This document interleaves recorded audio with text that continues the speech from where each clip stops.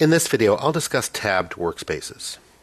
Okay, so I've got an HTML document here, and what I've done is I've created some tab content. And what I mean by that is I've created some div containers. Each one has an ID, one for home page, about page, FAQ page, and contact page, and the tabbed content would go inside here. So whatever page objects and layout you wanted to put in, you just put them inside that container.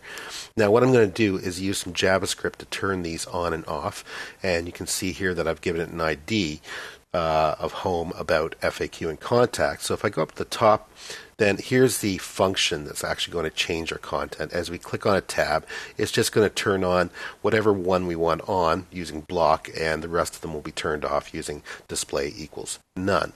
Here's the result of that. So here's the page, and as I click on these tabs, we can see there's the content. We're shifting between it. It's a really super way of actually setting up your page layout, because it minimizes the amount of scrolling and changing from page to page, and you can have everything in one nice cohesive document. Now the thing is that we've actually got it set up so with some media queries I can actually resize the screen, and as I resize it, we're going to reach a threshold, and that threshold is represented by 800 pixels. So at 800 or less pixels, then we're going to see this layout. Now this layout's obviously different. This one's designed for small devices like tablets and smartphones. And so if we click on the menu button, then our tabs appear to us, and what I can do is click on these different tab buttons, and you can see if I click and turn that off that we're actually changing our content. So we can have our content residing inside those very same containers and just shift back and forth between them using this method. And that again uses a little bit of JavaScript to shift the content on the page. But it's a really super way of actually doing this. Now let's go ahead and take a look at our code and see how that works.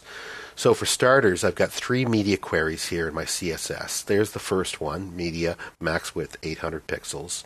And then I've got one for min width 801 pixels. So just 2 different sizes.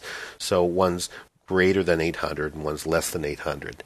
Now what I've done here, I'll go back up to the main CSS that's not covered by the media query, is just set up our div container. So the home container is going to display as block by default, and then about, FAQ, and contact are all displayed as none to start with. But then if we move down to our media queries, so this is for the smaller screen size, what I've done here is the same thing. So I've got block, none, none, and none. So home will display by default, and it's all done by the JavaScript to turn that on and off. And likewise, if I go down to the maximum screen size or anything greater than 800 pixels, again the same thing, but the only difference is I'm not turning them on or off. Again, the JavaScript's going to take care of that. But what I am doing is having them not show up at all.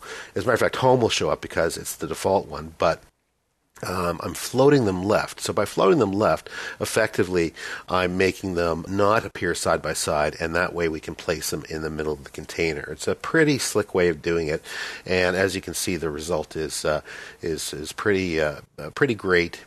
It's a very useful way of designing your web page.